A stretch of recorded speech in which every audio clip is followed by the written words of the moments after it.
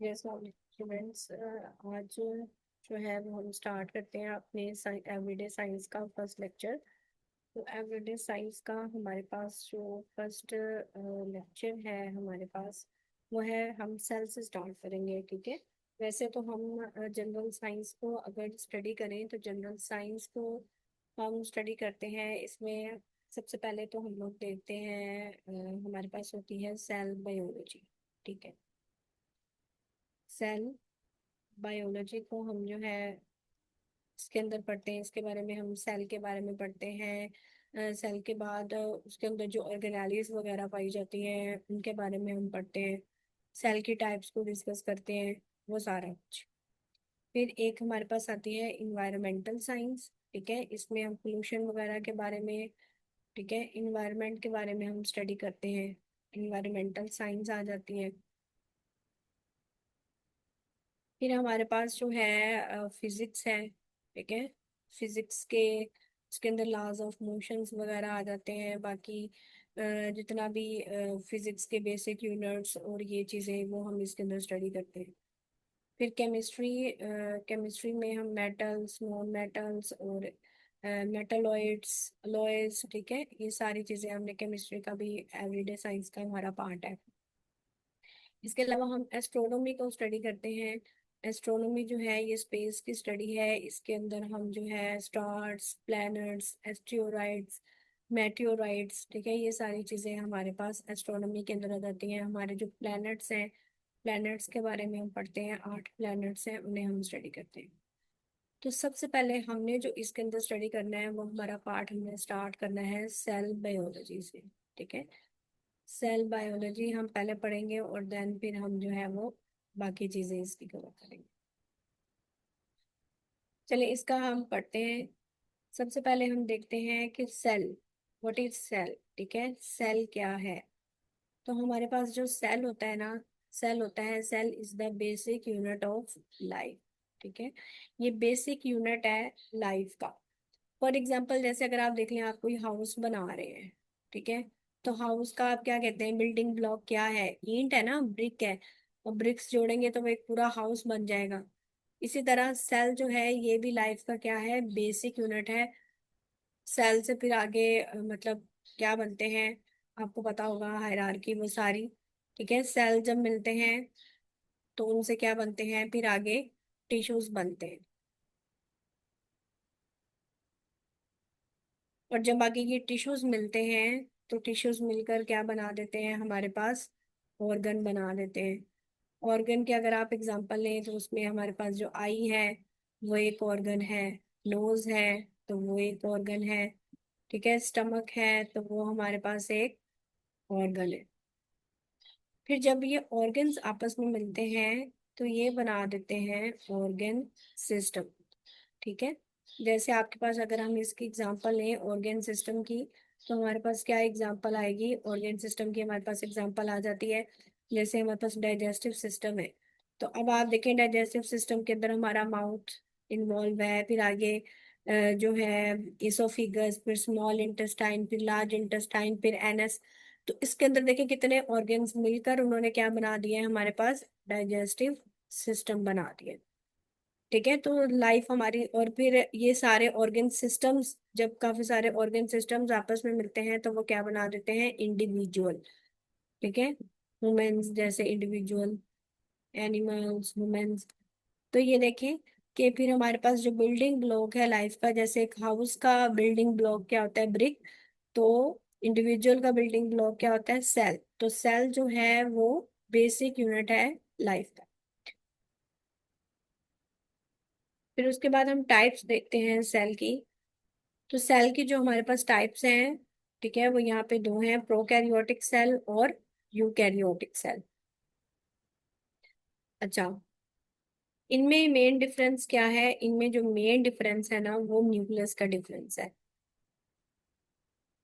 जैसे आप देखिए prokaryotic cell and eukaryotic cell.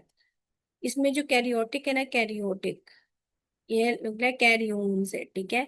और कैरियोन का जो मतलब होता है वो होता है न्यूक्लियस। ठीक है। कैरियोन का मतलब क्या होता है, कैरियोन का जो मतलब होता है वो होता है न्यूक्लियस।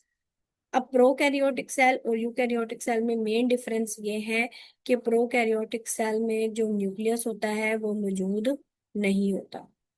ठीक है, एक ये सेल है ना, सेल, ये एक सेल है। ठीक है, तो सेल का जो सेंटर पार्ट है ना, सेंटर पार्ट, इसे हम क्या कहते हैं, न्यूक्लियस। ठीक है, तो जहां जहां न्यूक्लियस प्रेजेंट होगा उसे हम कहेंगे सॉरी, जहां न्यूक्लियस मौजूद नहीं होगा उसे हम कहेंगे प्रोकैरियोटिक सेल, और जहां पे न्यूक्लियस मौजूद होगा वो हम कहेंगे यूकैरियोटिक सेल्स। जैसे बैक्टीरिया ना, बैक्टीरिया, तो बैक्टीरिया के जो सेल में है वो हमारे पास न्यूक्लियस मौजूद नहीं होता, तो बैक्टीरिया का जो सेल है वो क्या है, प्रोकैरियोटिक सेल है। प्लांट्स और एनिमल्स के अंदर हमारे पास न्यूक्लियस मौजूद होता है। ठीक है, इसलिए प्लांट्स और एनिमल्स के सेल को क्या कहते हैं, यूकैरियोटिक सेल। क्लियर? तो ये प्रोकैरियोटिक और यूकैरियोटिक में मेन डिफरेंस है। नेक्स्ट, अगर हम देखें तो हम थोड़ा सा पहले प्लांट्स को डिस्कस कर लेते हैं।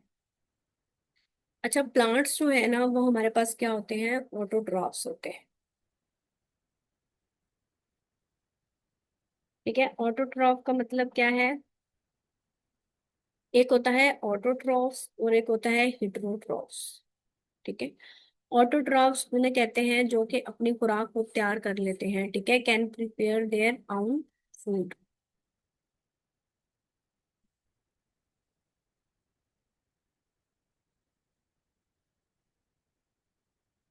और इसके जो बरक्स होते हैं, हेटेरोट्रॉफ्स,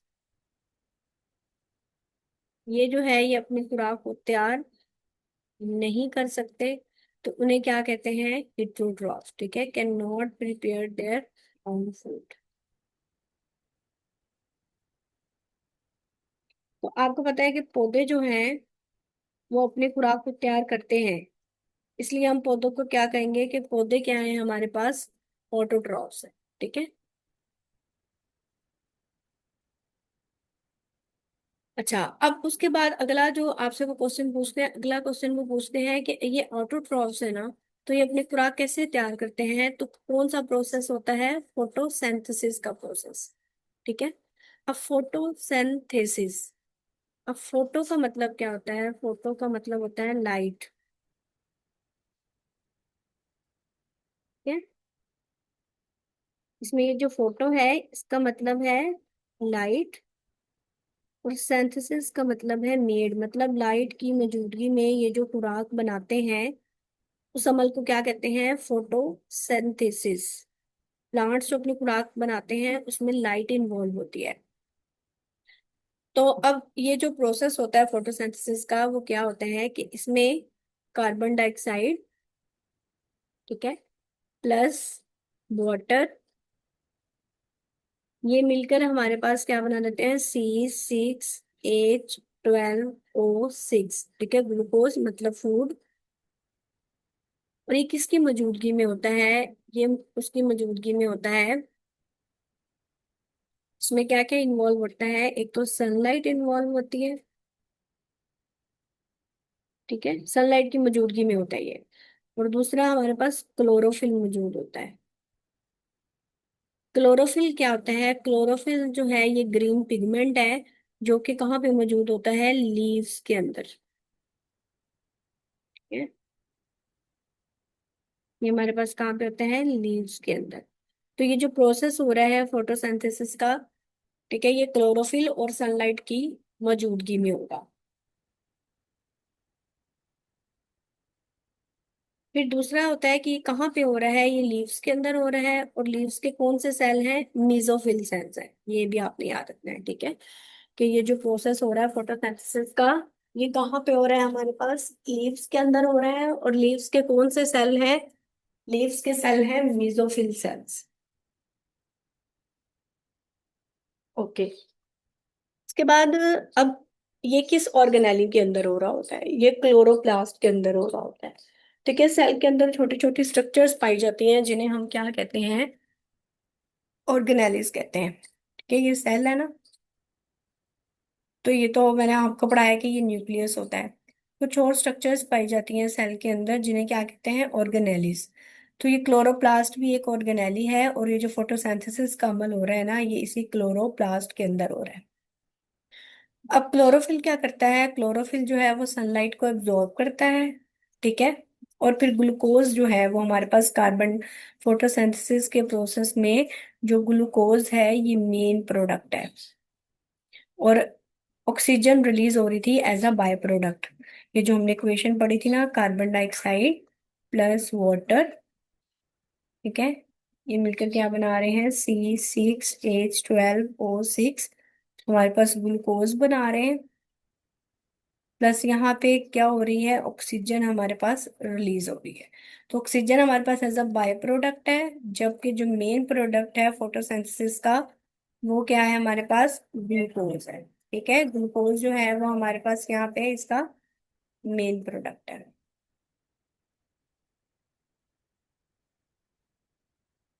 अच्छा, नेक्स्ट हम थोड़ा सा प्लांट की रिप्रोडक्शन के बारे में पढ़ते हैं। तो ये जो प्लांट रिप्रोड्यूस करते हैं, ठीक है, इनकी अगर हम सेक्सुअल रिप्रोडक्शन की बात करें, तो सेक्सुअल रिप्रोडक्शन में इनके गैमेट्स इन्वॉल्व होते हैं। तो गैमेट्स में इनका जो मेल गैमेट है, ठीक है, प्लांट्स कैन रिप्रोड्यूस सेक्सुअली, इसके अंदर इनके सेक्स ऑर्गन्स इन्वॉल्व होते हैं, मेल गैमेट और फीमेल गैमेट। जो मेल गैमीट है ना प्लांट्स का, उसे क्या कहते हैं, स्टेमन। और स्टेमन क्या प्रोड्यूस करते हैं, पोलन प्रोड्यूस करते हैं, ठीक है। ये आपसे पेपर में इसी तरह से क्वेश्चन पूछेंगे। स्टेमन जो है वो क्या प्रोड्यूस करते हैं, पोलन प्रोड्यूस करते हैं। अब इसी तरह जो फीमेल गैमीट होता है ना आपके पास, फीमेल गैमीट कौन सा होता है, फीमेल गैमीट आपके पास होता है कार्पल या पिस्टल, ठीक है। इसको कार्पल भी बोलते हैं और इसको पिस्टल भी कहते हैं। और ये क्या प्रोड्यूस करते हैं, ये एग प्रोड्यूस करते हैं। अब आपके पास मेल गैमीट पोलन था, पोलन ने क्या प्रोड्यूस, सॉरी, वो था स्टेमन था, स्टेमन ने क्या प्रोड्यूस किया, पोलन प्रोड्यूस किया। और फीमेल गैमीट आपके पास कार्पर और पिस्टल था, उसने क्या प्रोड्यूस किया, आपके पास एग प्रोड्यूस किया। अब पोलन और एग मिलेंगे और ये क्या बना देते हैं आपस में, जाइगोट बना देते हैं, ठीक है। ये जाइगोट बन गया। अब ये जो प्रोसेस है ये सारा क्या कहलाता है, ये पोलिनेशन कहलाता है, ठीक है। अब पोलिनेशन क्या है, पोलिनेशन जो है वो है transfer of male gamete to the female gamete, ठीक है। अब मेल गैमीट का फीमेल गैमीट की तरफ ट्रांसफर जो है वो पोलिनेशन कहलाता है। अब ये किस किस तरह से होता है, ये इंसेक्ट्स के जरिए भी हो सकता है, ठीक है। कोई इंसेक्ट गिरा, उसके साथ पोलन चिपका, वो दूसरे प्लांट पे गया, ठीक है, वहां से एग के साथ वो पोलन ने मिलकर जाइगोट बना दिया। अब ये इंसेक्ट्स के जरिए भी होता है, बर्ड्स के जरिए भी होता है, एयर के जरिए भी होता है, और वाटर के जरिए भी होता है।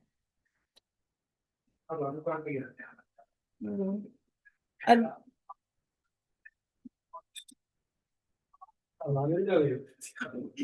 ये जो नहीं, ये जो इंसेक्ट्स के जरिए होता है ना उसको हम कहते हैं इंटोमोफिली, ठीक है। ये पेपर में आपसे क्वेश्चन पूछते हैं कि इंटोमोफिली क्या होता है, इंटोमोफिली होता है पॉलिनेशन बाय इंसेक्ट्स, ठीक है, पॉलिनेशन बाय इंसेक्ट्स। इसी तरह ऑर्निथोफिली क्या होता है, ऑर्निथोफिली होता है पोलिनेशन बाय बर्ड्स। इसी तरह एनीमोफिली क्या होता है, एनीमोफिली होता है आपके पास pollination by insects, sorry, air और विंड। ऑर्निथोफिली क्या होगा आपके पास, पोलिनेशन बाय बर्ड्स। यही आपसे पेपर में इसी तरह से क्वेश्चन पूछते हैं, पोलिनेशन बाय बर्ड्स, ठीक है। और एनीमोफिली आपके पास क्या होगा, पोलिनेशन बाय एयर और विंड। ये कह लें कि आपके पास ये डेफिनेशंस ही हैं इनकी।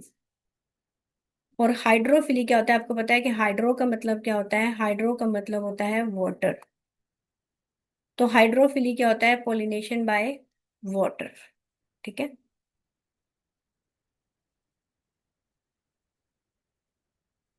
ओके, तो ये बड़ी इंपॉर्टेंट इंफॉर्मेशंस हैं। अब उसके बाद ना सेक्स ऑर्गन्स की बेस पर टाइप्स ऑफ प्लांट्स हैं, वो कौन कौन से हैं, मोनोइशियस और डाइशियस, ठीक है। मोनोइशियस और डाइशियस में क्या फर्क है, मोनो का मतलब कह लें कि वन होता है और डाई का मतलब टू, मोनोइशियस प्लांट्स के अंदर मेल और फीमेल गैमेट जो होते हैं वो सेम प्लांट के ऊपर होते हैं, जबकि जो डाइशियस प्लांट्स होते हैं उसमें जो मेल और फीमेल गैमेट्स होते हैं ये डिफरेंट प्लांट्स के ऊपर होते हैं। ठीक है, इनका ये डिफरेंस है मोनोइशियस का और डाइशियस का। फिर आपसे पेपर में क्वेश्चन पूछा जाता है कि most abundant reaction on the earth, earth पे होने वाला सबसे ज्यादा जो रिएक्शन है वो कौन सा है, वो फोटोसिंथेसिस का है। ठीक है, पौधे जो अपनी खुराक तैयार कर रहे हैं उस अमल को क्या कहते हैं, फोटोसिंथेसिस। और ये अर्थ के अंदर सबसे ज्यादा जो रिएक्शन हो रहा है वो फोटोसिंथेसिस का रिएक्शन हो रहा है। नेक्स्ट, हमारे पास रिएक्शंस जो हैं वो दो टाइप्स के होते हैं। एक हमारे पास रिएक्शन होता है, ठीक है, ये बेसिक इंफॉर्मेशन है, ये सारी ये आपसे ये पेपर के पॉइंट ऑफ व्यू के लिहाज से बहुत इंपॉर्टेंट है। ठीक है, आपके पास दो तरह की रिएक्शंस होते हैं, एक एनाबॉलिक रिएक्शंस और एक कैटाबॉलिक रिएक्शंस। अच्छा, एनाबॉलिक रिएक्शन, एनाबॉलिक इसका मतलब होता है बनना, ठीक है, सिंथेसिस। जबकि कैटाबॉलिक का मतलब है टूटना, ठीक है, ब्रेक डाउन। तो एनाबॉलिक प्रोसेस में कोई ना कोई चीज बन रही होती है और कैटाबॉलिक रिएक्शंस में कोई ना कोई चीज टूट रही होती है। तो एनाबॉलिक क्या है, एनाबॉलिक है बिल्डिंग अप प्रोसेस। ठीक है, जैसे फोटोसिंथेसिस के अंदर हमने पढ़ा कार्बन डाइऑक्साइड और वाटर मिल रहे थे और वो क्या बना रहे थे, हमारे पास ग्लूकोज प्लस ऑक्सीजन। ठीक, सॉरी, C6H12O6 प्लस O2। तो देखें ये दो चीजें आपस में मिल रही हैं और ये ग्लूकोज बना रही हैं। तो ये हमारे पास कौन सा रिएक्शन था, एनाबॉलिक। तो अगर आपसे पूछ लिया जाए पेपर के अंदर कि फोटोसिंथेसिस जो है वो कौन सा रिएक्शन है, तो आप कहेंगे कि हमारे पास जो फोटोसिंथेसिस है वो क्या है, एनाबॉलिक रिएक्शन है। इसके बाद जैसे कि कैटाबॉलिक रिएक्शन होता है, तो कैटाबॉलिक रिएक्शन है ब्रेक डाउन प्रोसेस, जिसकी एग्जांपल है हमारे पास रिस्पायरेशन। अच्छा, रिस्पायरेशन जो है ना ये बिल्कुल रिवर्स है फोटोसिंथेसिस के। ठीक है, रिवर्स ऑफ फोटोसिंथेसिस।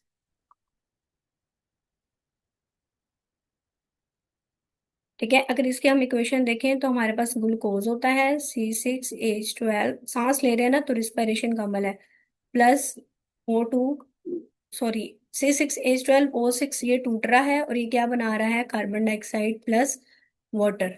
ये बिल्कुल उसके रिवर्स है। ठीक है, तो इस रिएक्शन को हम क्या कहते हैं, इस रिएक्शन को हम कहते हैं रिस्पायरेशन। तो रिस्पायरेशन क्या है, हमारे पास एक कैटाबॉलिक रिएक्शन है, जबकि इसमें ग्लूकोज टूट रहा है और कार्बन डाइऑक्साइड और वाटर प्रोड्यूस हो रहा है। और फोटोसिंथेसिस हमारे पास क्या है, एनाबॉलिक रिएक्शन है। ठीक है, तो अगर आपसे कोई पूछ ले कि फोटोसिंथेसिस के रिवर्स रिएक्शन कौन सा है, तो वो रिस्पायरेशन है। और फोटोसिंथेसिस कौन सा रिएक्शन है हमारे पास, एनाबॉलिक रिएक्शन। और रिस्पायरेशन कौन सा है, कैटाबॉलिक रिएक्शन। अच्छा, रिस्पायरेशन के बारे में अगर हम थोड़ी सी इंफॉर्मेशन देखें तो हमारे पास जो रिस्पायरेशन है वो क्या है, इसके अंदर हमारा ग्लूकोज है। ठीक है, ग्लूकोज टूट रहा है, ये सोर्स ऑफ एनर्जी है। और ये सारे का सारा प्रोसेस रिस्पायरेशन का किसके अंदर हो रहा है, माइटोकॉन्ड्रिया के अंदर हो रहा है। ये भी आपने याद रखना है, ये भी एक सेल ऑर्गेनेली है। ठीक है, सेल के अंदर एक स्ट्रक्चर पाई जाती है माइटोकॉन्ड्रिया। अभी हम सेल ऑर्गेनेलिस के बारे में आगे पढ़ेंगे सारा। तो ये माइटोकॉन्ड्रिया के अंदर ये रिएक्शन हो रहा है रिस्पायरेशन। जबकि हमने पढ़ा था कि जो फोटोसिंथेसिस था वो किसके अंदर हो रहा था, वो हमारे पास क्लोरोप्लास्ट के अंदर हो रहा था। जबकि जो रिस्पायरेशन है वो किसके अंदर हो रही है, वो माइटोकॉन्ड्रिया के अंदर होती है। इसे हम सेलुलर रिस्पायरेशन भी कहते हैं। और इसके अंदर हमारे पास क्या प्रोड्यूस हो रही है, एटीपी प्रोड्यूस हो रही है। ठीक है, एनर्जी, ग्लूकोज टूटता है, ये एटीपी क्या है, ATP is a form of energy.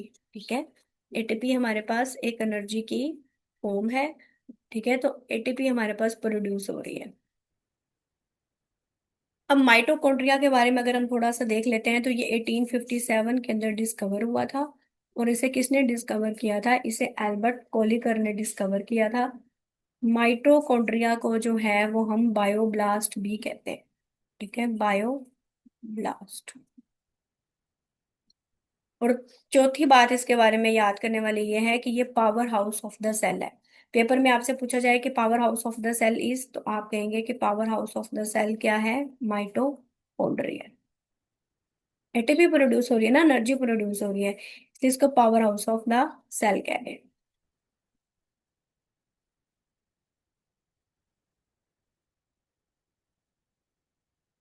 Okay. उसके बाद आगे जो हमने डिस्कस करना है ना मेन, वो हमने डाइजेस्टिव सिस्टम को डिस्कवर करना है। थोड़ा सा वो हमने पढ़ना है, लेकिन वो इंशाल्लाह हम जो है ना वो कल के लेक्चर में पढ़ेंगे। यहाँ पे मैं आपको थोड़ी सी एक इंफॉर्मेशन बता दूं प्लांट से ही रिलेटेड। तो जो हमने क्लोरोप्लास्ट पढ़ा था ना, तो क्लोरोप्लास्ट को किसने डिस्कवर किया?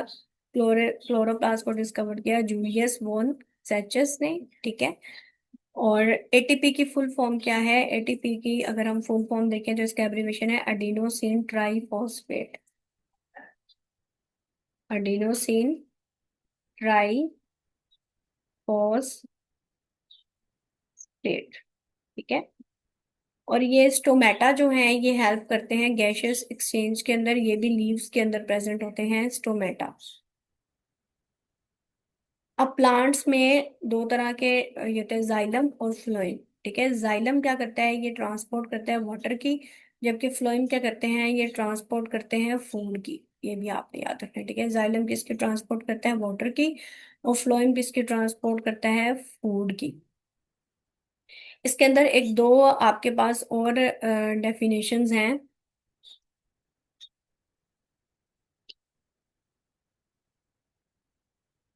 अच्छा, एक एक एक होता है डिफ्यूजन का अमल, और एक होता है ओस्मोसिस।